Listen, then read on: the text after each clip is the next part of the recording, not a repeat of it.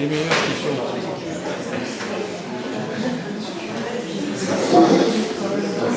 On fera la photo à côté de lui.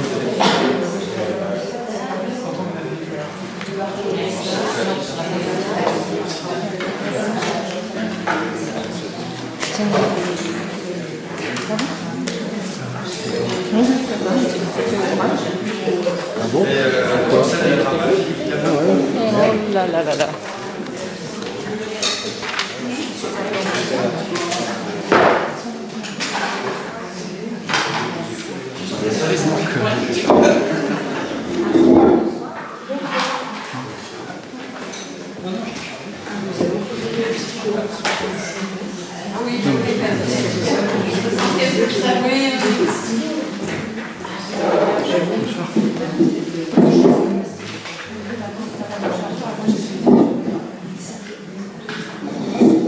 On ouvre la séance.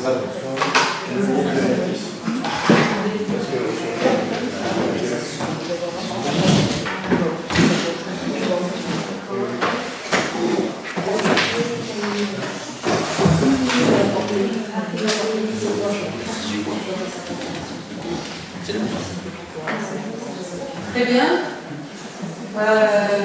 On peut ouvrir la séance. Merci à vous. Ce premier conseil de rentrée. Nous avons 14 points à l'ordre du jour. Et des points quand même importants qui ont nécessité des commissions un peu spéciales. Donc j'espère que ça aura fait aussi avancer les réflexions.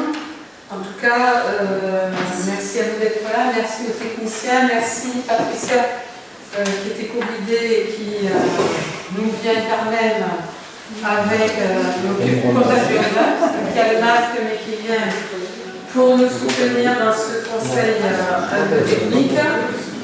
Bon, nous avons quelques absents.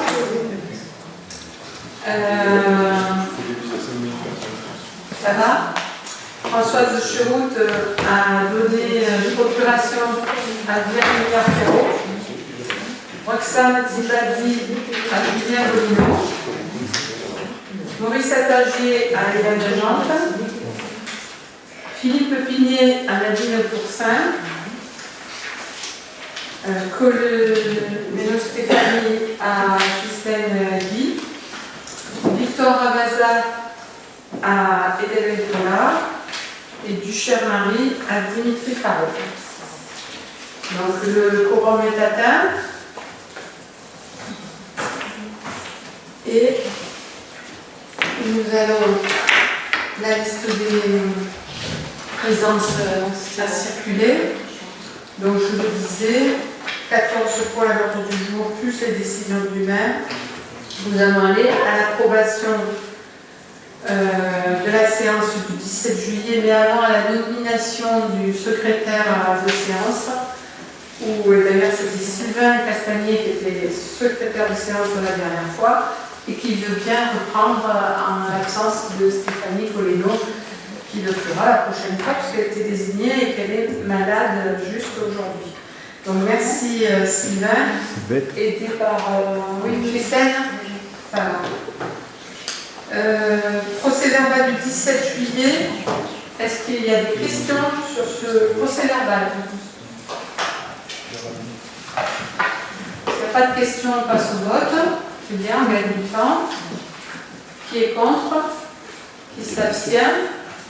Et donc, vote à l'unanimité pour le procès-verbal. Donc, je vais présenter le rapport numéro 1, qui est l'avis de la commune de Valmore sur le projet de schéma de cohérence territoriale métropolitaine, donc pour abréger on dira SCOT, arrêté en date du 26 juin 2024. Nous avons fait une séance particulière où tout le monde était invité, je le rappelle bien, sur une présentation du SCOT avec les techniciens et les réserves, bien entendu, du SCOT et les réserves de la commune. Puis une commission urbanisme du 12 septembre. Et je vais donc faire une synthèse de ce document. En avant-première, j'aimerais remercier vraiment très profondément les services urbains de la commune, en la personne de Lydie Bichard et bien entendu la responsable et l'accompagnement dessus. Il faut savoir qu'ils ont reçu de la métropole le SCOT le 20 juillet pour des réserves en septembre pour les communes et que ça a été un gros travail de l'été pour reprendre ce SCOT qui fait des centaines de pages et surtout être attentive pour la commune, pour le futur PLUI, de pouvoir faire des réserves, et il y en a 8, sur ce SCOT métropolitain. On le passe en conseil, je montre aussi en cela la transparence que je souhaite sur ce SCOT métropolitain, qui est, on va dire, pour la commune de Malmort, un élément important pour l'avenir. Alors, le schéma de cohérence territoriale, donc le SCOT, est un document cadre qui fixe les objectifs en matière d'aménagement du territoire métropolitain à l'horizon 2040. Il vise à mettre en cohérence l'ensemble des politiques d'aménagement de l'échelle métropolitaine en concernant l'urbanisme, l'habitat, l'économie, les déplacements et les équipements. La métropole compte 92 communes et 6 anciens territoires, qui étaient les ex-agglos, et la métropole applique ainsi les 5 schémas de cohérence territoriale, donc les SCOT déjà existants, il y avait 6 SCOT existants, pour arriver en effet à un SCOT métropolitain. À savoir que ces documents de planification, ils ne sortent pas de nulle part, puisqu'ils ont été approuvés entre 2012 et 2015. Donc on voit que c'est un travail dantesque et vraiment qui remonte à très longtemps. C'est pas la première fois qu'on en parle, mais c'est important d'en parler parce qu'aujourd'hui, il se finalise. Le SCOT métropolitain remplacera les derniers SCOT en vigueur encore, des futurs, pour préparer le futur plan local d'urbanisme intercommunaux, puisque certains sont déjà en PLUI, mais d'autres rentrent en PLUI, comme nous, le pays Salomé. Donc, pour ce SCOT métropolitain, les objectifs retenus étaient les suivants. Affirmer le positionnement du territoire métropolitain et garantir son rayonnement, structurer le développement et limiter la consommation d'espace, privilégier la qualité et le cadre de vie et préserver les spécificités et l'identité des territoires. Il y a eu une concertation du 31 janvier 2017 au 31 mai 2024. Donc, comme je le disais, une concertation sur ce SCOT qui a eu plusieurs étapes, puisqu'il y a eu une mise à disposition au public d'un dossier de concertation, il y a eu l'exposition de panneaux, il y a eu les newsletters, la rubrique SCOT du site internet de la métropole et les réunions publiques. Comme on était aussi en Covid, il y a eu des réunions en visio concernant les réunions publiques. Le projet d'aménagement de développement durable, donc le PADD. Le PADD et le DO, le DOO et DAACE, sont des documents qui nourrissent ce SCOT et dont il faut aussi prendre en compte. Donc, par délibération du 20 octobre 2022, la métropole d'Aix-Marseille a débattu sur le PADD. Donc, les enjeux étaient pour une métropole équilibrée, pour une métropole dynamique, pour une métropole résiliente, pour une métropole de proximité et pour une métropole littorale. Concernant le DO, donc le document d'orientation et d'objectifs, il est constitué en fait d'un cahier principal c'est la partie écrite, et d'un atlas géographique. C'est important d'aborder tout ça parce que vous verrez qu'après les réserves de la commune, elles le sont aussi sur les cartographies. Donc le DO est organisé en 5 parties. Préservation et valorisation des espaces naturels, ça concerne 53 prescriptions. Trame urbaine en cohérence avec les enjeux littoraux, 54 prescriptions. Et on aborde là la diminution de la consommation foncière et de l'artificialisation pour parvenir au zéro artificialisation nette, le ZAN, à l'horizon 2050. En position 3, partie 3, le positionnement international de la métropole et les conditions favorables au développement économique de son territoire, 67 prescriptions. En quatrième position, la qualité du cadre de vie au quotidien, il n'y a pas de hiérarchie, pardon. Quatrième partie, qualité de cadre de vie au quotidien, 45 prescriptions. Et en cinquième partie, conforter l'inscription du projet de la métropole dans la transition écologique et énergétique, 54 prescriptions. Donc vous imaginez un peu le travail qu'a dû faire notre technicienne à l'urbanisme pour aborder toutes les prescriptions et voir si la commune n'était pas lésée dans une des prescriptions ou nous amener à ce que dans le PLUI à venir, on n'ait pas un frein qui serait lié au SCOT. Voilà, parce que le SCOT, bien entendu, déclinera après tous les PLUI et il fera référence par rapport au PLUI.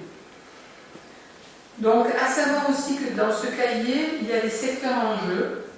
Donc, au total, 10 secteurs en jeu sur la métropole. Et Malmort fait partie du secteur Val de Durance. Donc, le SCOT est l'enjeu majeur de mise en œuvre de l'objectif du zéro artificialisation nette, il faut le savoir. Le SCOT définit à l'échelle de chaque périmètre de PLUI les objectifs à atteindre en matière de logement, d'emploi et de diminution de consommation foncière. Il faut savoir que le zéro artificialisation nette des sols, donc le ZAN, il est à l'horizon 2050, mais qu'il y aura une étape intermédiaire où il faut réduire de moitié la consommation d'espaces naturels dans les 10 prochaines années, soit 2030, la première étape. Donc, à savoir que ces trajectoires progressives vont être déclinées dans les PLUI et la répartition proposée par le DO par périmètre de PLUI découle des grands objectifs quantitatifs du SCOT, création, alors pareil, on parle au niveau de la métropole, de 205 000 à 210 000 de logements entre 2020 et 2040 et 130 000 emplois sur la même période.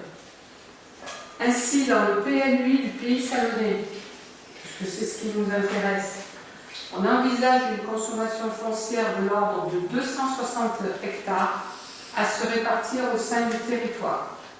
Quant à l'objectif de production de logements entre 2020 et 2040 sur le PLUI du Pays Salonnais, il se situe entre 14 200 000 logements et 19 200 000 logements. Donc, toutes ces observations sur comment décline le SCOT sur tous les enjeux et les objectifs, la commune de Malmort émet les réserves suivantes. Donc là, on revient un peu plus sur du concret, mais c'était important de faire ce premier point sur qu'est-ce que le SCOT, qu'est-ce que le DO, qu'est-ce que le PADD. Donc, on émet 8 réserves. La première réserve, c'est que la commune de Malmort est caractérisée par un maillage hydraulique important. Le territoire de Malmort est marqué par une part importante des territoires agricoles, 68,8% en 2018, et l'origine de cette forte vocation agricole remonte au XVIe siècle avec la création d'ouvrages d'irrigation par Adam de Craponne pour son projet monumental alimenté en eau de vie de Salon et la plaine de la Crau. Le canal de Craponne traverse la commune de Malmort. Les ouvrages d'avant de Craponne, composant le tronc commun autrefois alimenté directement par la Durance, sont aujourd'hui remplacés en partie par le canal EDF qui alimente les tronçons persistants. Ce réseau d'irrigation s'alimente aujourd'hui principalement sur le canal EDF et le nouveau canal de Craponne. On distingue sur la commune deux réseaux d'irrigation distincts, à l'est et à l'ouest. Et il est demandé d'inscrire sur la carte numéro 1 les principaux canaux en tant que cours d'eau et berges à préserver. Et on en cite canal EDF, ancien canal de Craponne, canal de Dunay, etc. Donc voilà, première réserve, la volonté de la commune de Malmort, c'est qu'on a un maillage hydraulique important et qu'on souhaite être inscrit sur la carte numéro 1. La deuxième demande et réserve que l'on fait, elle concerne en fait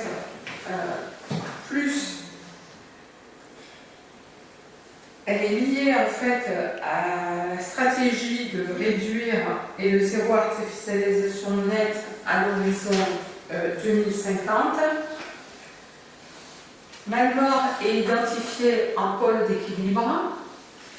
Le tableau qui est présent implique que les pôles métropolitains ont 80% de logements et 80% d'emplois, que les pôles d'équilibre et les pôles de proximité sont à 20% de logements, placés à 8% en pôle d'équilibre et à 11% en pôle de proximité, et un emploi à 5% en pôle d'équilibre et à 15% en pôle de proximité. Du coup, Malmort est identifiée en pôle d'équilibre. Et pourquoi est-ce qu'elle est identifiée en pôle d'équilibre? Parce qu'elle a une zone artisanale d'intérêt métropolitain et que, à partir du moment où on a une zone d'intérêt artisanal d'intérêt métropolitain, vous le verrez, les pôles d'équilibre se sont déclinés, Sénas, Malmort, Pélissane, par rapport à ça. À ce titre, le 5% de production d'emploi représente pour nous un trop faible niveau de développement économique. C'est pourquoi il est demandé de revoir à la hausse l'objectif de création d'emplois sur les pôles d'équilibre. Il y a une petite coquille, pas sur les pôles de proximité. Page 7 du rapport, il y a une petite coquille, afin de ne pas contribuer à l'effet dortoir de ces communes. Voilà, donc la réserve numéro 2, elle est liée à cela, parce que ce tableau ne nous semble pas cohérent dans les présentations. Alors moi je sais un peu métropolitainement pourquoi ce tableau est fait comme ça, c'est par rapport à l'est du pays, et à l'ouest du pays, à l'est du pays, du territoire, et pas à l'ouest, par rapport à tout ce qui est ITER, OC, etc. Mais en tout cas, on demande un changement là-dessus. La réserve numéro 3, elle concerne l'inquiétude par rapport au cycle de l'eau sur les problèmes de ruissellement et de débordement de cours d'eau et par rapport aux pluviales. C'est-à-dire que la diminution de la consommation foncière, puisqu'elle nous sera imposée par les arbres, la volonté de faire la ville sur la ville, va poser des problématiques de gestion des eaux pluviales déterminantes. Donc, il est important pour la qualité de vie des habitants qu'il y ait une réflexion au cas par cas des formes de solutions pour gérer le pluvial. Or, le SCOT privilégie la gestion à ciel ouvert des eaux pluviales. Il nous semble que la configuration de nos parcelles ne répondra pas à cette installation de bassin et que nous souhaitons qu'il y ait une réflexion aussi sur les bassins de rétention enterrés selon le projet de construction pour satisfaire au cadre de vie des habitants. Donc on a déjà cette gestion-là. C'est vrai que le SCOT qui ne laisse que la possibilité à ciel ouvert ne répond pas à la demande de Malva.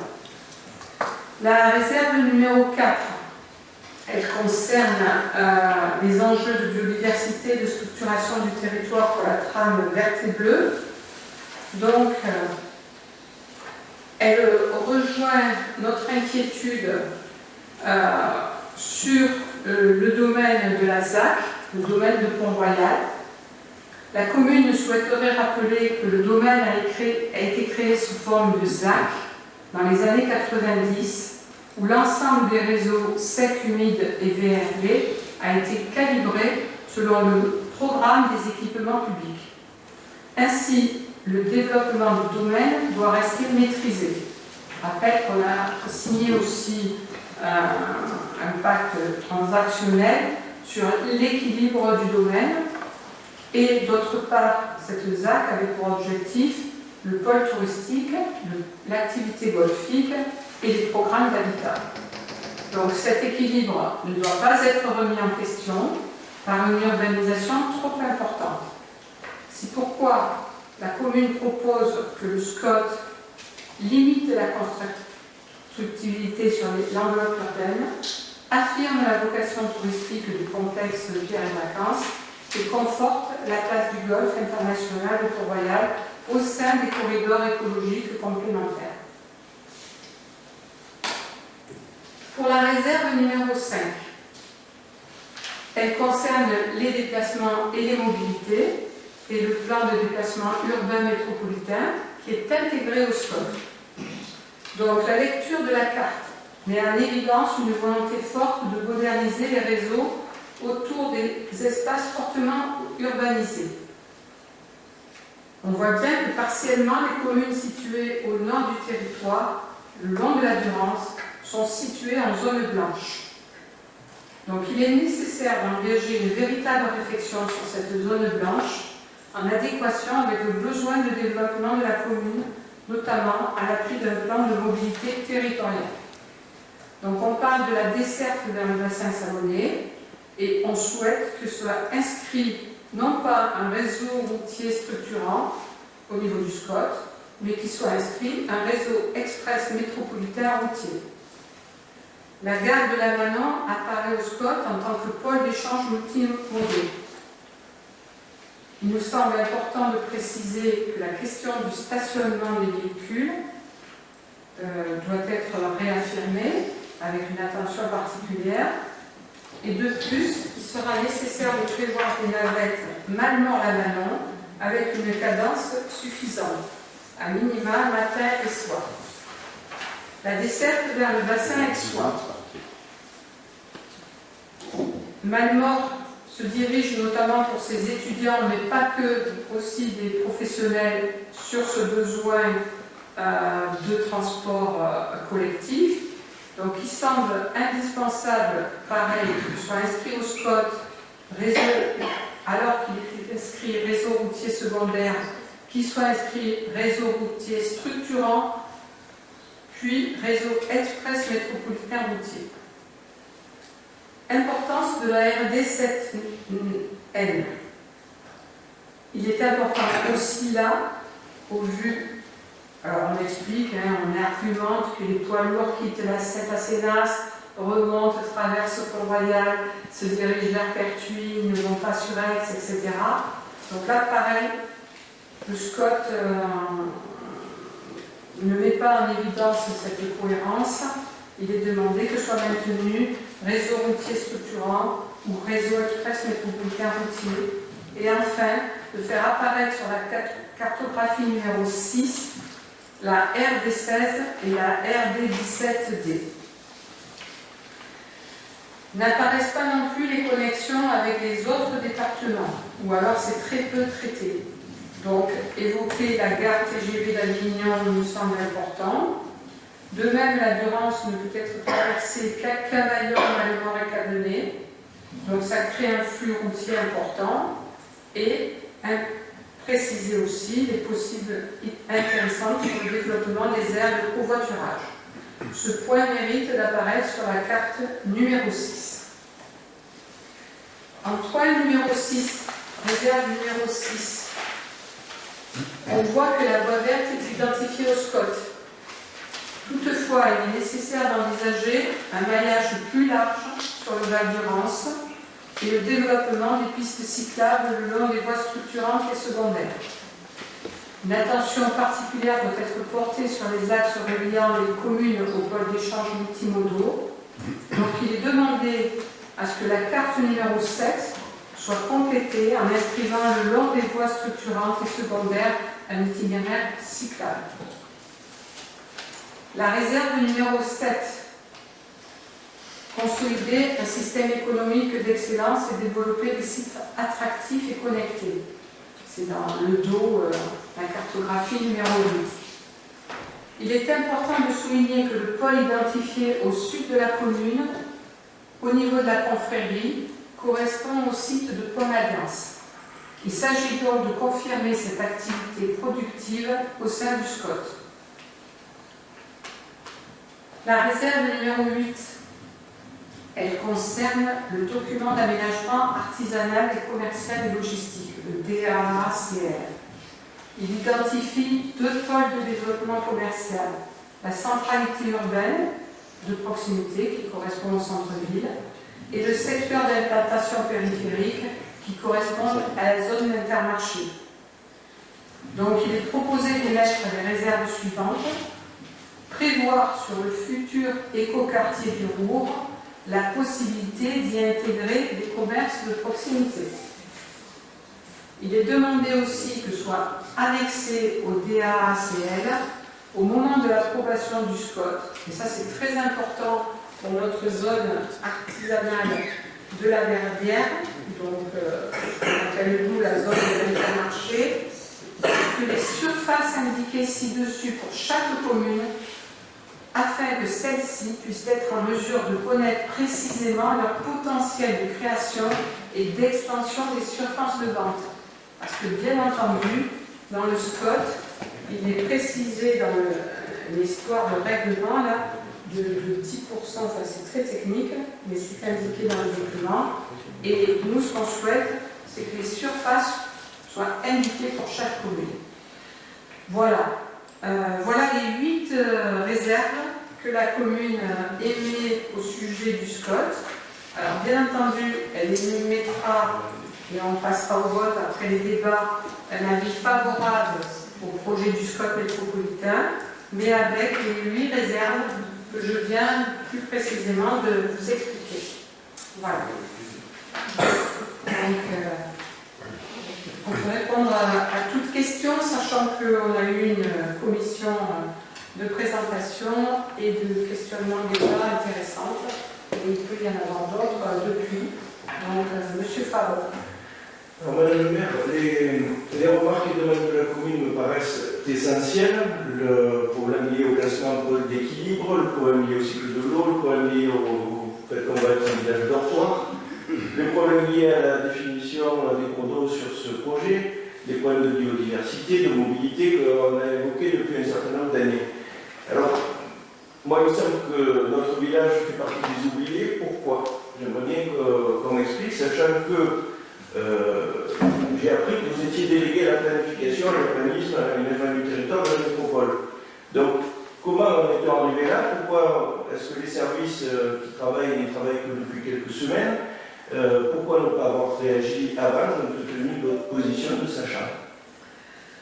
Alors, Monsieur Favreau, j'ai justement précisé les rôles et les enjeux du SCOT métropolitain, parce que bien entendu, ce n'est pas les dernières semaines. Hein. Là, on est dans la finalisation avec un SCOT métropolitain qui, bien entendu, a une vision macro de la métropole et non pas ciblée sur les communes. Par contre, il demande en effet l'avis des communes. Et si on met ces réserves, ce n'est pas parce qu'on a été des oubliés. Alors, je peux le penser au niveau de la mobilité, parce qu'il y a longtemps qu'on parle de zones blanches, etc. Et en effet, je fais partie de toutes ces réunions, de tous ces échanges. J'étais moi-même à l'animation des réunions publiques sur le SCOT. Si on met toutes ces réserves, c'est parce qu'on fait un travail fin pour que, au niveau du PLUI, à venir, dans un deuxième temps, eh bien, il soit pris en compte ces réserves dans un SCOT qui, lui, a travaillé d'un point de vue macro et non pas en travaillant sur toutes les communes. Alors, je rappelle que toutes les communes n'auront pas eu les moyens que nous avons en Maine-et-Loire, le travail fait de l'été par nos services sur tous ces points, mais ce n'est pas du tout comme vous pensez le suggérer que même en tant qu'élu à l'aménagement urbain, présentant les SCOT, en représentant la métropole, etc., on ne défend pas notre commune. C'est aujourd'hui qu'on défend les réserves de la commune parce qu'on nous le demande et parce qu'on doit faire des réserves. Donc, voilà, je trouve un peu suffisant le ton que vous avez pris en parlant de sachant. Oui, nous savons tout ça, mais quand on travaille au SCOT métropolitain, on travaille sur une dimension macro qui, à ce stade-là, demande les réserves des communes et continueront à se travailler à ce niveau-là. Voilà ma réponse. D'autres questions, Eric? Rapide. Donc, le fait qu'on ait eu la réunion en amont, c'est vrai que c'est bien, ça permet de se taper des milliers de pages en 3 jours. Donc, merci Lydie. Deux choses. On a évoqué les RD7N. Donc, ça, c'est une bonne chose. Par contre, on l'évoque, mais le problème, c'est le trafic dans la traversée du hameau Pont-Royal qui pose problème. Et ce serait peut-être intéressant de voir si dans le SCOT, comment on pourrait obliger à dévier le trafic de transit qui traverse Pont-Royal en direction d'Aix, qui continue à utiliser l'autoroute, direction Aix, d'autant plus maintenant il y a des chargeurs Aix. Ils n'ont pas besoin de sortir de l'autoroute pour payer moins. Et voilà. Donc là, il y a vraiment un travail à faire parce qu'en termes de nuisance, pollution air, pollution acoustique, c'est démoniaque. On s'est offusqué du projet central d'enrobage avec le trafic, mais déjà actuellement, il y a un réel problème. Et là, je pense qu'il va accentuer parce que le problème sous-jacent, il est là, c'est le trafic vers ce hameau, les nuisances sonores sont énormes. Je pense qu'on ne le dit pas, je pense qu'il faudrait le rajouter dans la réserve. En fait, je pense que... C'est difficile de passer par le SCOT, mais en tout cas qu'on pose le sujet à cette occasion, je pense que c'est important. Non, je suis tout à fait d'accord avec ça, mais je pense qu'en fait, c'est parce qu'il quitte Sénas et qu'il se dirige vers Pertuis, pour bien entendu gagner un kilomètre sur le sud, qu'on a ce problème. Donc, nous, ce qu'on demande, c'est qu'on l'identifie au niveau du SCOT, qu'on le mette en réseau express routier, mais par contre, ce que tu demandes au niveau du transit, etc., serait peut-être pas du domaine du SCOT, mais d'un domaine autre. Peut-être que je peux dire, en tout cas, il y a un travail à faire avec les sociétés autoroutières, avec d'autres solutions, ça on en avait déjà parlé il y a longtemps. Et comme là c'est évoqué, je pense qu'il faut mettre le palais dans la main, même si ce n'est pas forcément l'objet du SCOT. Je pense que dans le cas du PLI, ça peut être repris. Enfin, c'est vraiment un sujet important. Et maintenant, il y a des échangeurs autoroutiers à Aix, donc ils ont moins d'excuses pour faire tester la sortie là et remonter sur Gap. Donc ça, c'est le premier point, c'est vraiment important en termes de nuisance, c'est majeur. Et puis ensuite, on évoque des aspects de trafic, enfin, des étudiants qui vont à Aix-en-Provence. Je pense qu'on peut, par rapport au paragraphe autres départements, on pourrait évoquer aussi les étudiants qui vont sur Avignon, puisqu'il y a toute une zone Montfavet, c'est un gros pôle d'étudiants maintenant, et donc qui équilibre Aix et Avignon. Donc au-delà de la carte TGV, on est plus rapidement à Montfavet depuis Manoir qu'à Aix-en-Provence. Donc ça mérite aussi d'être souligné, parce qu'il y a beaucoup d'étudiants qui vont à Montfavet, notamment des étudiants qui travaillent dans le domaine de l'eau. Voilà. Donc je pense que ça vaut le coup de rajouter des nouveaux étudiants comme on l'a fait pour Aix.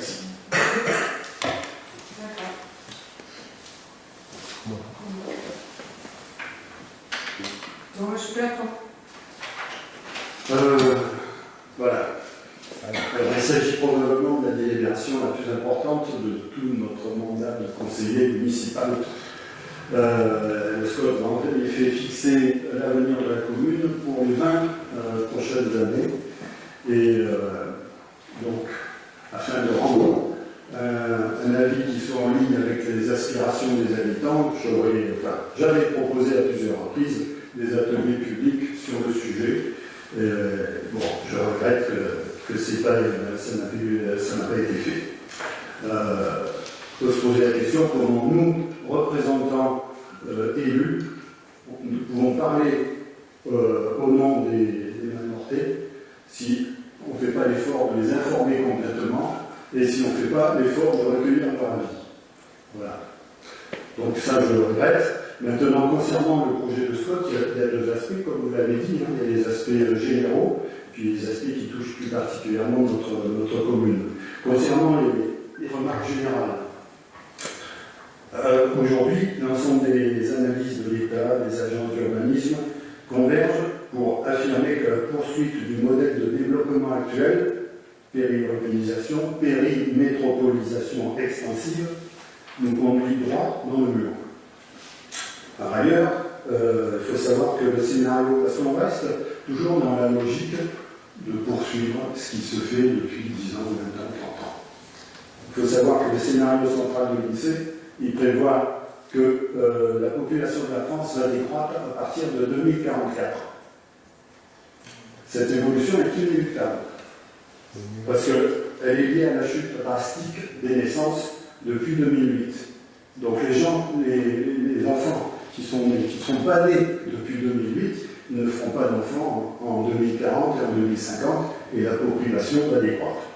Ça, c'est vrai pour toute la France. C'est un peu moins vrai pour notre métropole, qui pourrait rester, d'après l'INSEE, à 0,1-0,2% de croissance. Mais en fait, le SCOT, aujourd'hui, on est à 0,38-0,37% de croissance, et il se fixe l'objectif d'atteindre une croissance de 0,6% en 2040. C'est comme ça qu'est calculé le SCOT, le besoin en logement, le besoin en surface. Enfin, le besoin en surface, c'est pas tout à fait ça.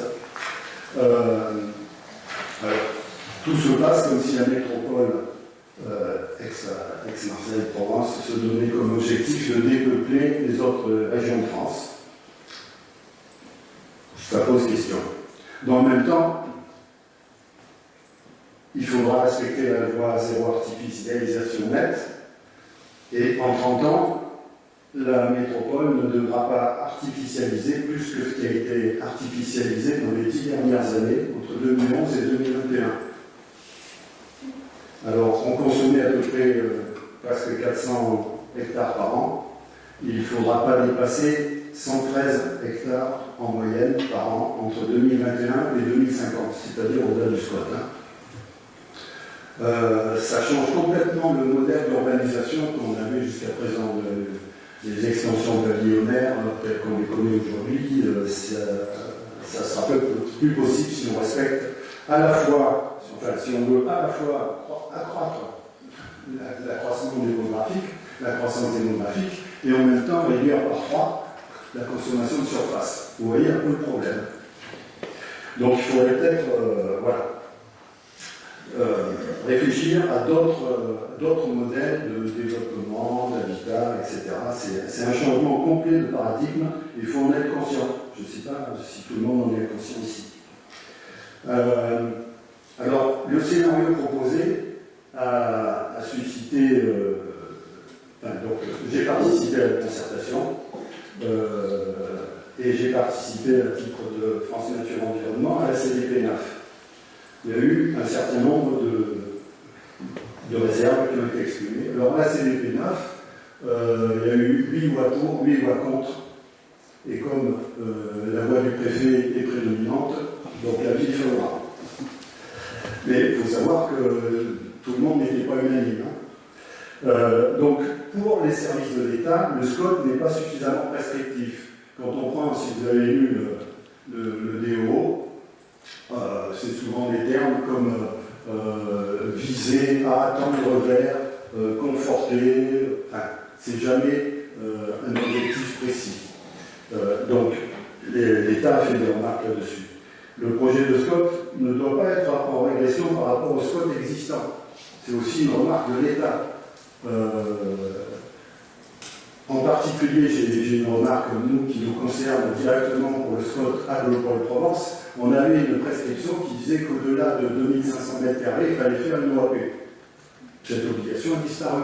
Et elle était très importante, parce qu'elle permettait de cibler toutes les dents creuses, et elle a été très utile dans notre PLU.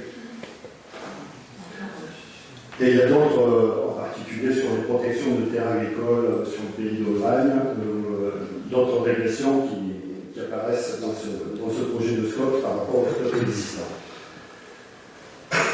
Afin de mettre en œuvre dès aujourd'hui les orientations du SCOT, qui sont les bonnes pour l'avenir, et non pas de faire perdurer les méthodes des années passées, il convient d'ajouter une recommandation invitant les communes à utiliser leur droit de sursis à statuer à partir du moment où le SCOT a été arrêté et que les directives ne sont pas encore approuvées mais sont en voie de l'être.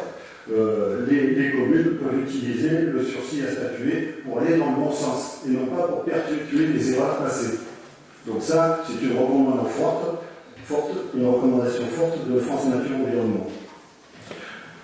Le SCOT ne démontre pas la cohérence, je l'ai dit, entre les objectifs de développement, 0,6% en 2040, et les objectifs du ZAN, zéro artificialisation nette. Un objectif de consommation doit être fixé à l'échéance 2040, parce qu'on parle, le SCOT, si vous le lisez en détail, il fixe une consommation d'espace entre 2020 et 2030. On en a déjà consommé la moitié, enfin, pas la moitié, on ne sait pas ce qu'on a consommé. On a peut-être déjà tout consommé ce qu'on devait consommer jusqu'en 2030. On n'en sait rien. Et ensuite, il fixe un objectif en 2050. Or, le SCOT, il est censé couvrir 2020-2040. Donc, l'État demande à ce qu'il y ait vraiment des objectifs de consommation d'espace qui soient fixés en 2040. On en a un peu parlé à ce sujet de la cartographie. L'État considère que la cartographie des zones agricoles n'est pas une méthodologie pour fixer cette cartographie et fixer les zones agricoles à protéger n'est pas suffisamment précise. Le SRADET, qui est donc le schéma régional, demande d'atteindre 0 perte de surface agricole irriguée en 2030. 0 perte de surface agricole irriguée en 2030. On est directement concerné. C'est-à-dire que ce n'est pas les zones agricoles qui sont dans les PLU, c'est aujourd'hui, même si on a une zone AU qui est un champ qui est cultivé, qui peut être cultivé et qui est irrigué, eh bien, il faudra, si on veut construire dessus, compenser. Et donc ouvrir d'autres surfaces irriguées. La demande également, bien sûr, c'est de sanctuariser, et ça c'est France Nature Environnement, mais aussi tous les syndicats agricoles, de sanctuariser les espaces agricoles en arcade, l'Accro, le Val-de-Rance, la Plaine de Pertuis, le Piémont-d'Étoile, etc. Et ensuite, demande de France Nature Environnement, conditionner le développement urbain à la sécurisation de la ressource en eau et à la conformité des réseaux. Parce qu'aujourd'hui, on a bien des réseaux d'eau potable, d'eau usée et d'eau pluviale qui ne sont pas conformes et on continue à construire par-dessus. Concernant la commune, les données INSEE, entre 2009 et 2020, Malmort connaissait un rythme de construction, que je dirais raisonnable, d'à peu près 25 à 26 nouvelles résidences principales par an. Dans un revirement complet, le PLU adopté en 2017 a ouvert en grand les vannes de la construction immobilière, avec un objectif de 64 nouvelles résidences principales par an, avec un objectif d'atteindre 7050 habitants au 1er janvier 2025. Bon, tout ça c'est farfelu, et on n'y est pas, heureusement. Mais par contre, on a quand même augmenté, aujourd'hui on doit être à 40, et compte tenu de tous les permis qui ont été lancés, les permis ménagers ou les permis de construire qui ont été lancés, on va aller encore au-delà. Dans le même temps, on a perdu des emplois. 27 emplois perdus entre 2014 et 2020. On a vu disparaître les lignes de transport en commun vers Cavaillon, vers Aix, vers Reims. Et on a aujourd'hui du mal à répondre aux besoins de la population présente. Alors, il ne s'agit pas de faire venir de nouvelles, il s'agit de répondre à la population présente. Crèche, périscolaire, adaptation au changement climatique, tout ça, on prend du retard. Alors, le SWOT classe les 92 communes de la métropole en 3 catégories. Les pôles de développement, 25 communes, c'est les centralités les plus actives, et on l'a vu, 80% des nouveaux habitants et 80% des nouveaux emplois doivent recevoir ça. 54 petites villes et villages, dits pôles de proximité, qui ont choisi, eux, de préserver leur identité et leur qualité de vie, en réduisant sensiblement leur croissance démographique par rapport au reste de la métropole, et en développant l'emploi local. On l'a vu, donc c'était au départ, c'était 10% de croissance et 15% d'emploi. Pour compenser, il y a 13 communes, dites pôles d'équilibre, qui ont accepté une croissance démographique plus forte que la moyenne de la métropole, mais en contrepartie, une réduction de la création d'emplois. On en a parlé, j'ai alerté Madame le maire il y a quelques mois là-dessus. J'ai alerté aussi sur le fait qu'il fallait diminuer il y avait 15% au départ. Au tout départ, les pôles d'équilibre, c'était 15% de croissance de la population et 5% seulement de création d'emplois. Aujourd'hui, on en est, je crois, à 8 et 5. Bon, donc on a réussi. Enfin, il y a eu une concertation, je dois le reconnaître, il y a eu une concertation active et utile avec la métropole. J'espère qu'on aura la même concertation pour le PLUI ou pour la modification numéro 3 du PLU. Ça me paraît important. On n'a pas eu ça depuis longtemps. Voilà.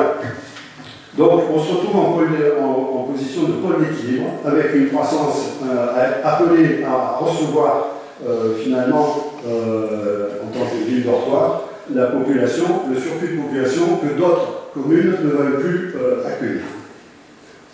Donc ma proposition, c'est un amendement, c'est de modifier la réserve numéro 2 et donc et donc je cite ma proposition, afin de préserver l'identité de la commune, la qualité de vie de ses habitants et son développement économique, la commune de Malmort demande à être classée dans les pôles de proximité. Pôles de proximité comme certaines communes, comme Bourg-Péler, c'est pas petit, hein, 15 000 habitants, Aiguille, 10 000, enfin, le Puy-Saint-Préparade, avec toutes ces... Des communes comparables ou plus grosses que la nôtre, avec plus d'activités, il y en a qui existent. Voilà. Ça, c'est pour les généralités. Bon, pour la réserve numéro 1, on est d'accord. Je voudrais rajouter... faites vite parce que on n'est vraiment pas dans le temps des interventions par rapport au règlement. 2 minutes d'intervention. On les a largement dépassés. C'est c'est le SWOT. Mais oui, d'accord. C'est le SWOT, mais on a c'est pas tous les jours. On ira plus vite sur les autres, si vous voulez. Oui, donc, sur les canaux, il faudrait mentionner le canal des Alpines septentrionales, bien sûr, mais aussi tous les canaux et les ruisseaux gérés par la commune. Gérés par la commune, ça va important. On l'a dit. Oui, non mais pas de problème. il faut rajouter les ruisseaux gérés par la commune. En fait, on en a parlé en réunion. On en a parlé en réunion, mais il y a beaucoup de points qu'on a évoqués en réunion et qui n'ont pas été pris en compte. Je note. Les cours d'eau et les berges. Oui. Les cours d'eau, c'est par la commune ou les autres. Voilà, c'est les cours d'eau, c'est tous les cours d'eau. On souhaite que les cours d'eau soient indiqués sur la carte. Oui, mais après on les cite, le canal Non, on de l'air. cite les plus gros au niveau des canaux. Parce que, voilà, c'est stratégique. On sait très bien qu'ils ne vont pas nous mettre les 63 km de canaux, puisqu'on est à un niveau du SCOT. C'est toujours pareil. Il faut qu'on ait une réflexion sur. C'est un SCOT métropolitain. Oui, mais c'est sur le principe. Mais C'est sur le principe des canaux exogènes de la commune. Et les cours d'eau. Ok. C'est sur le principe. Alors, par contre, on a mis que cours d'eau On a mis cours d'eau et berge. et berge. Ça vaut le coup de mettre fossé, ruisseau. Alors peut-être. Parce que cours d'eau, c'est une connotation très réglementaire. Et ça pourrait effectivement, on pourrait faire sauter les ruisseaux dont parle Thierry éventuellement. Donc, Bon, on conclut, monsieur Platon, parce que... Oui, on y va. Donc je passe sur la réserve numéro 2 où j'ai proposé un amendement que vous pouvez mettre au vote. Concernant les autres, oui, quand même. Oui, remarque, je suis ouvert, vous voyez. Hein. Quand même, la ligne 86 qui dessert Salon, aujourd'hui, elle est satisfaisante. Elle s'arrête, il y a 18 allers-retours. Il y a 18 allers-retours qui permettent d'aller à la Manon. Depuis l'année dernière, on a fait mettre un arrêt à la Manon, donc on peut aller à la gare.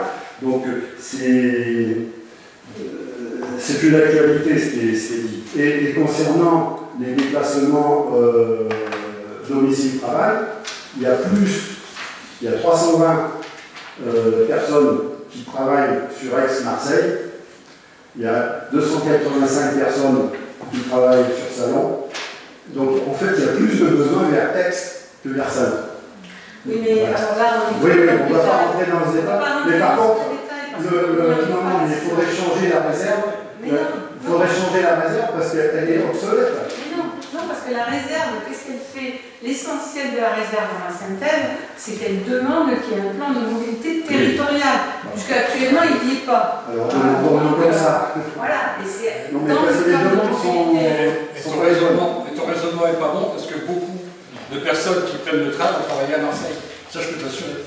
Non, mais Qui prennent le train à la Manon. Oui. Parce que toi, tu dis qu'il y a plus de monde qui va sur Aix-Marseille. Non, mais je ne parle pas des bus. Moi, je parle des trajets domicile-travail. On va débattre du plan de mobilité territoriale. C'est qui vont en voiture ou On demande Non, mais voilà. Donc, effectivement, le mieux, c'est de demander un plan de déplacement pour Malmort, que Malmort soit pris en compte dans le plan de déplacement, parce qu'aujourd'hui, il n'est pas carrément. Exactement, c'est ce qu'on demande. Oui, oui. Bon, concernant la zone d'activité, effectivement, elle n'est pas écrite, la zone de Milbouquet n'est pas inscrite au DACL. Et d'une façon générale, quand on prend le cahier des secteurs en jeu, même la verrière n'est pas mentionnée. Alors, ça, je n'ai pas compris. On mentionne le Rompidou à Charlevoix, la Ferrage à Valence, les Sorins à Sénas, et la verrière à Malmort, ça n'existe pas. Ça n'existe pas. Elle est dans le DACL. Dans les cahiers en jeu. Voilà, dans le cahier en jeu. La verrière est dans le DACL, mais on n'en parle pas plus. Hein. Bon, voilà. réponse rapide, M. Platon, parce que de toute façon, on sait que voilà, vous souhaitez toujours plus de concertation, vous souhaitez toujours plus de communication, toujours plus avoir la vie des habitants. la vie des habitants. Mais moi, ce que je vous rappelle, c'est que quand même, la métropole, le SCOT, elle le décide en décembre 2016. Et qu'elle travaille en concertation de 2017 à 2024 et qu'elle l'arrête en juin 2024. Donc, vous nous faites un développement, on va dire théorique, avec les sources d'INSEE, et votre travail est fourni, etc. Mais bon, vous ne remplacez pas les études d'urbanisme qui ont été faites dans tout ce temps et qui ont pris en compte tous ces éléments. Donc, je crois que vous avez un développement et une logique qui est la vôtre, mais que ce SCOT, il a quand même été élaboré avec plusieurs agences d'urbanisme et des travaux de fond sur tous ces éléments. Donc, moi, je veux bien que vous soyez le représentant de France Nature Environnement, et vous nous avez amené tous les éléments de ce que France Nature Environnement souhaite voir au niveau du SCOT. Et l'État. Et l'État. Mais j'étais aussi à la commission de la CDPNAF d'Avignon, et le débat n'était pas le même. Donc voilà, c'est un avis. Moi, ce qui m'importe, c'est les réserves qu'on fait pour la commune, parce qu'à ce stade-là, c'est parce qu'on demande à la commune qu'on émet 8 réserves. Donc, vous pouvez parler d'un amendement et de toute façon, je serai obligée de passer au vote, bien entendu. Tout amendement doit être passé au vote. Mais en tout cas, nous avons une réserve, non pas sur pôle de proximité ou pôle d'équilibre, nous avons une réserve sur la quotité sur les emplois. Parce qu'à partir, et je réponds en faux à ce que vous dites sur les pôles de proximité. Quand vous dites que les pôles de proximité, ces communes souhaitent préserver en ne construisant plus, je reprends le tableau, c'est 11% au niveau de l'habitat. Oui. Alors que les pôles d'équilibre, c'est 8%. Donc en Mais fait, si vous ramenez ça à la population, si vous... Alors, non, il y a 205, nous dans les pôles d'équilibre, il y a 120 000 habitants, dans les pôles de proximité, il y en a 250 000. Si vous ramenez ça à la population, c'est pour 1000 habitants, on construit beaucoup moins dans les pôles de proximité que dans les pôles d'équilibre. Et je vous ai... faut faire attention aux chiffres. Non, et puis je vous ai expliqué, et ça, on a eu ce débat avec la métropole, sur la logique, une logique sur le territoire ouest de la métropole n'est pas la même logique que le territoire est. Et vraiment, ces chiffres-là, qui nous sont expliqués par les techniciens métropolitains, ils sont liés à déjà des quotas qui existent sur ITER, EC, etc. Donc, je suis persuadée que Malemort, en pôle d'équilibre, trouve sa raison d'être par rapport à ce besoin économique qu'elle a. Il faut savoir aussi que notre zone d'activité, elle est saturée. On a des entreprises qui ne peuvent pas s'installer parce qu'on n'a pas encore développé cette zone métropolitaine artisanale. Donc les choses sont posées là-dessus et le PMI, je trouve que la réserve qui dit qu'il faut en effet justifier le nombre et je reprends la réserve sur la zone d'activité où on demande justement que soient indiquées les surfaces. Oui, parce que c'est ça le grand risque. C'est que dans nos zones d'activité, si se vend une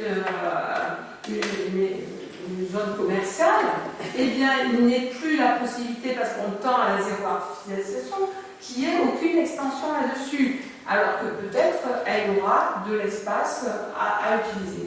Donc, moi je trouve que le travail qui a été fait sur nos 8 réserves, il est vraiment dans une logique d'intérêt communal pour que soit pris en compte ensuite au PMI la commune de Malemort dans ses exigences et que, non, je porterai un faux sur votre amendement, non, Malemort ne souhaite pas être un pôle de proximité. Voilà, il faut travailler. La vraie question, c'est est-ce qu'on veut une croissance démographique qui soit supérieure à la moyenne de la métropole, ou, comme beaucoup de autres petites villes et villages qui nous ressemblent, avoir une croissance inférieure à la moyenne de la métropole. C'est ça la question que je pose et le débat que je vous propose. Sylvain.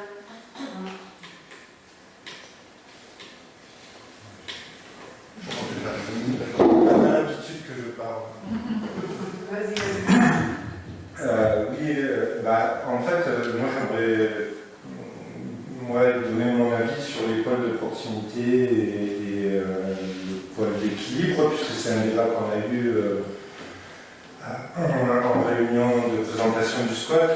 C'est vrai que le tableau fait un peu peur dans les chiffres et je pense qu'on est un peu tous d'accord sur on ne veut pas que notre village soit un village dortoir, etc. Et du coup, je suis allé un peu dans le SCOT et dans les milliers de pages et dans le PADD, il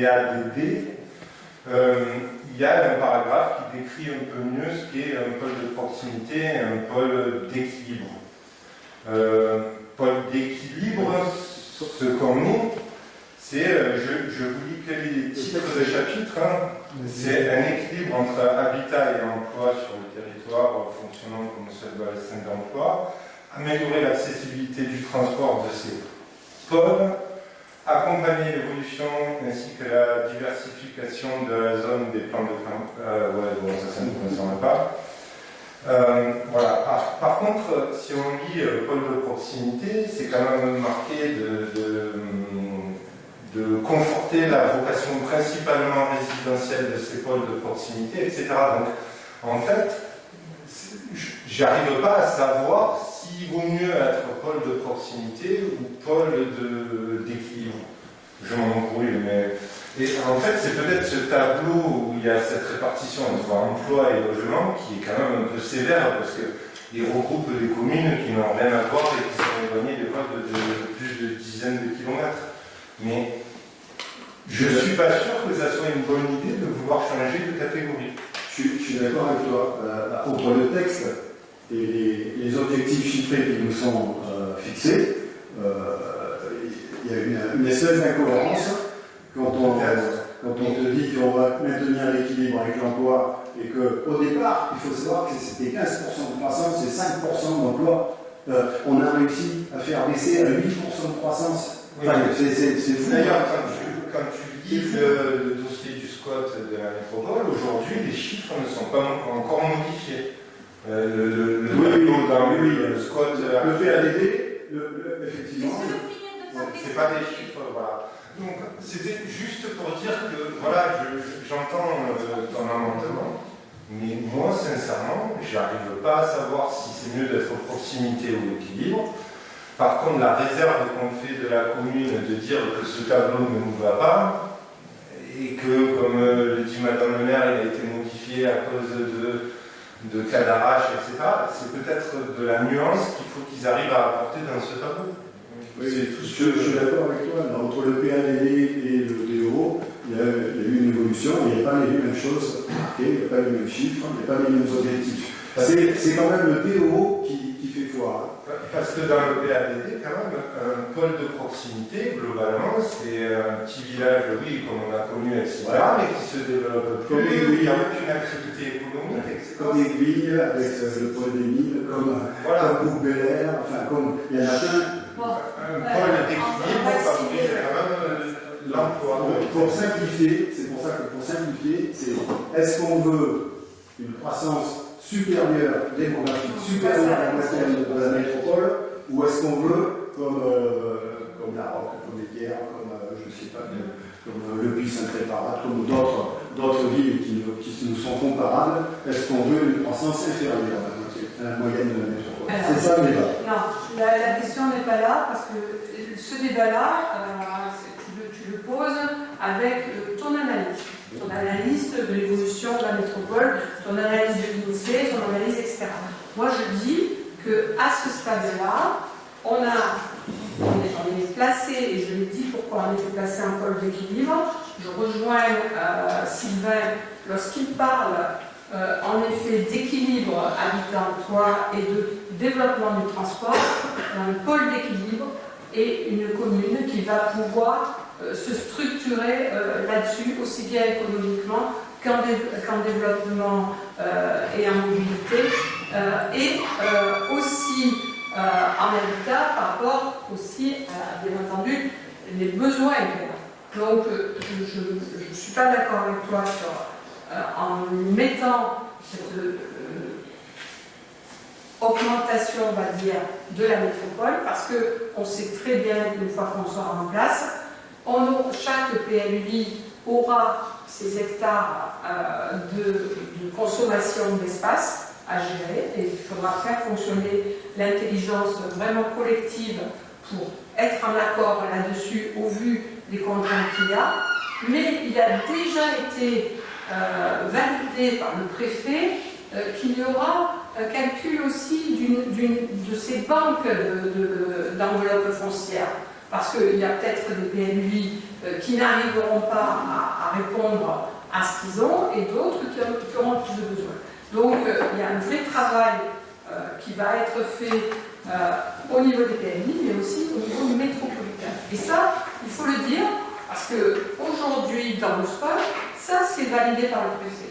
Et même si on le désigne en hectares au niveau des PLUI, de chacun des 6 ex-aglos, Eh bien, en tout cas, il y a une réflexion territoriale, globale, pour qu'on soit et qu'on fasse métropole.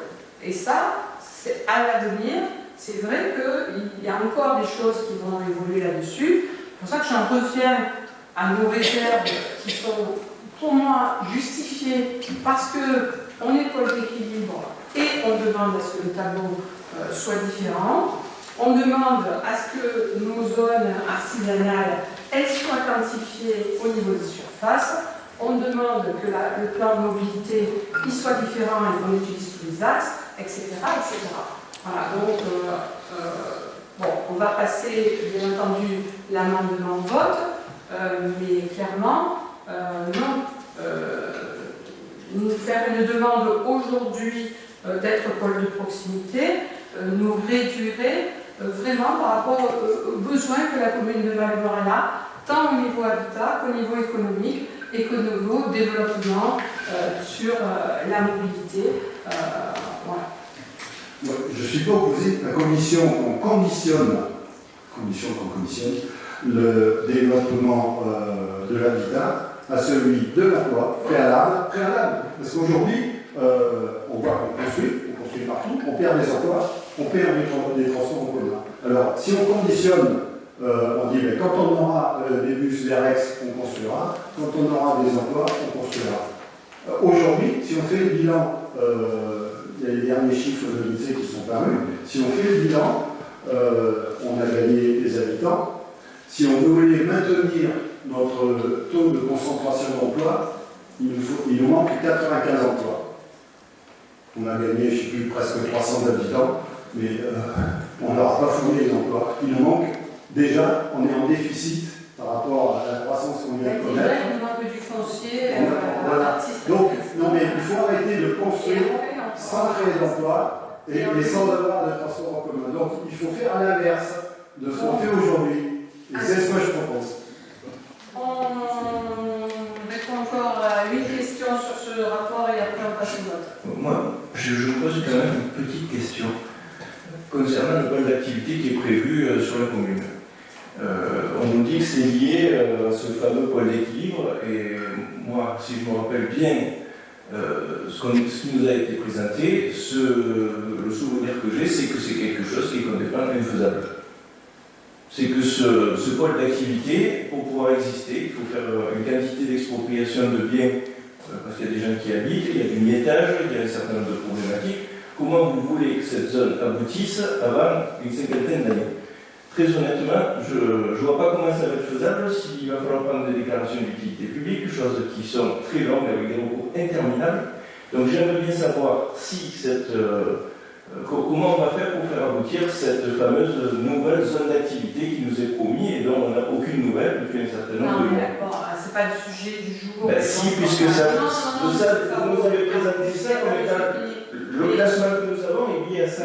Donc j'aimerais bien savoir si c'est lié à ça, c'est quand même fondamental. Mais ça se travaille, M. Farah. Ah ben je ne l'invite pas, c'est pour ça, d'où ma première question de vous dire, vous connaissez les choses, pourquoi ça ne va pas plus vite? Ben, ça va pas plus vite parce que c'est très complexe au niveau de la métropole pour avancer sur les zones économiques. Voilà, je peux vous répondre à ça. Par contre, il y a des outils, il y a du travail de fait et ça avance. Donc, et avec votre connaissance du terrain, moi je pense que vous devriez aller plus vite. Voilà. On ne claque pas les doigts pour y arriver. En tout cas, quand on fera le point sur un point spécial là-dessus, vous verrez bien que depuis 2014, le travail est fait. Ah ben, alors ce serait bien qu'on en soit informé, qu'il y ait un petit peu plus de communication là-dessus, parce que ça fait 10 ans. Il y a certaines commissions économiques, il y a des choses qui ont été dites. Oui, nous avons il y a des contrats qui sont passés. L'organe délibérateur, c'est le conseil municipal. Pour le moment, on n'a pas d'infos. Donc là-dessus, j'aimerais bien que sur cette fameuse zone, qui est un peu l'arlésienne de la commune, est-ce que vraiment elle va être faisable? Est-ce qu'elle est prévue pour quand? Est-ce qu'il y a une perspective là-dessus? J'aimerais bien être informé. Monsieur Parot, au prochain conseil municipal, vous aurez des nouvelles. Nous passerons une délibération de la métropole à ce sujet. Et déjà, je suis ravi. Et c'est pas vieux, c'est très récent puisque ce sera en octobre. C'est dommage qu'on n'ait pas avant parce que ça nous aurait permis d'analyser mieux le projet que nous avons ce soir. soit beaucoup plus ancien. Il y a aussi un point sur lequel je voudrais insister. 70%. Donc si on... Deux interventions sur le truc. C'est le scope. 20 minutes au lieu de C'est les 20 prochaines années, c'est pas pour nous, c'est pour nos enfants et nos petits-enfants dont on parle. Un point sur lequel je veux insister, que vous ne savez peut-être pas, c'est que 70% des logements dont on demande à construire, plus que les autres communes, 70% des logements doivent être construits dans la tâche urbaine existante.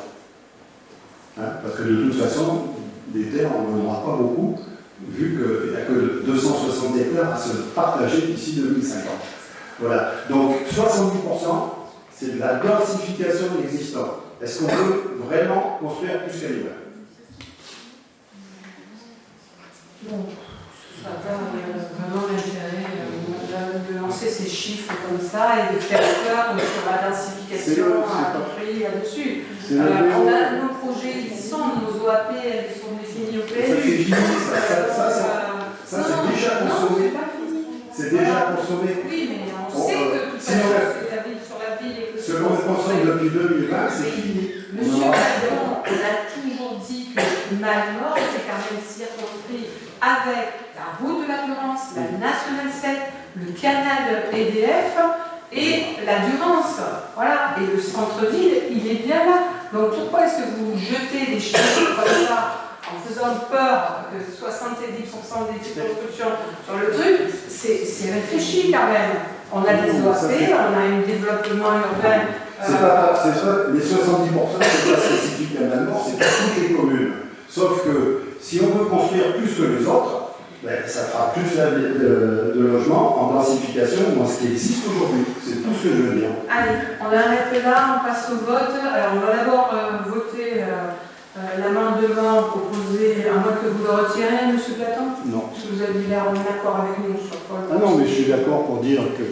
Je suis d'accord pour dire que le SCOT a évolué. Il y a tout et son contraire qui sont écrits dans cette loi. Mais dans ce qui est applicable, c'est le DO. Et donc, ça, le DO, je ne suis pas d'accord dessus. Stop. Donc, l'amendement. Donc, on va mettre au vote l'amendement de M. Platon. Et je voudrais savoir qui est pour l'amendement de M. Platon. Attendez, moi j'aimerais bien savoir ce que c'est l'amendement de M. Platon parce que je ne me rappelle plus. Première discussion, ah non, M. Platon, c'est vous qui relancez M. Platon maintenant. L'amendement de M. Platon est de passer un pôle de proximité au lieu de pôle d'équilibre. Et donc, on va avoir moins de construction à faire. Bon, par rapport à notre population. Bon, pour l'amendement de M. Platon. M. Platon, vous êtes pour, non? Oui, je suis Une voix. Je ne veux pas qu'on construise plus que dans l'ailleurs que dans le métro. Ah, mais ça suffit. Qui est contre l'amendement de M. Platon? On compte. Et qui s'abstient? 3 abstentions. Précision. Très bien. Donc ça, c'était l'amendement. J'ai une précision, parce que je suis contre, mais le show était intéressant, mais par rapport à la précision qui est apportée, c'est là, il est important, oui, la définition est importante pour une notion de résidentielle par rapport à activité. Compte tenu de cette définition, il est délicat, je pense, de voter l'amendement, parce qu'on ne serait pas cohérent avec ce que dit PLD. Alors j'entends pour les points d'emploi, etc., mais on ne serait pas cohérent, donc c'est la raison pour laquelle je vote contre. Alors, deuxième vote, il s'agit d'émettre un avis favorable au projet du SCOT, arrêté le 26 juin 2024, avec les 8 réserves telles que listées dans l'exposé ci-dessus. Donc, qui est contre? 4.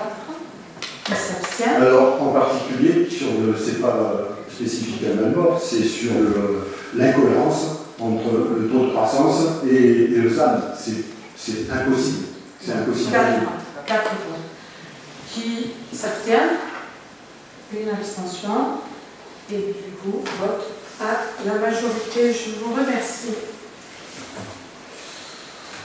On va passer au rapport numéro 2.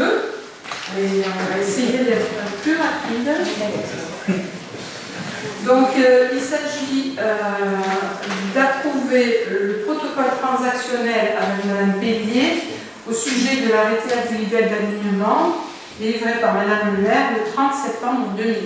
Alors, rapidement, par arrêté du 30 septembre 2020, la commune a pris un arrêté individuel d'alignement sur la petite placette où habite Madame Pellier. Vous avez le plan. Par la suite, Mme Pellier a contesté cette décision devant le tribunal administratif en soutenant que la placette lui appartenait. En date du 1er décembre 2022, le tribunal administratif de Marseille a rejeté sa demande. Pour autant, Mme Pellier a souhaité faire appel de cette décision. Donc, par ordonnance du 24 avril 2023, une petite coquille, la Cour administrative d'appel a proposé à Mme Pellier et à la commune de rentrer en médiation. Je rappelle que les appels, ça dure des années, etc. Donc, la principale inquiétude de Mme Pellier réside dans le fait qu'elle a régulièrement des problèmes de stationnement gênants qui l'empêchent de rentrer et de sortir chez elle. Donc, au terme d'une réunion plénière, c'est comme ça que se passe la médiation, le 25 septembre 2023, réunissant la commune et Mme Pellier, un accord a été trouvé. Mme Pellier consent à ne pas poursuivre dans la voie contentieuse si elle a l'assurance qu'une servitude de passage lui est accordée sur son passage situé devant son portail. Donc, cet accord va ainsi donner lieu à la signature d'un protocole transactionnel où chaque partie s'oblige.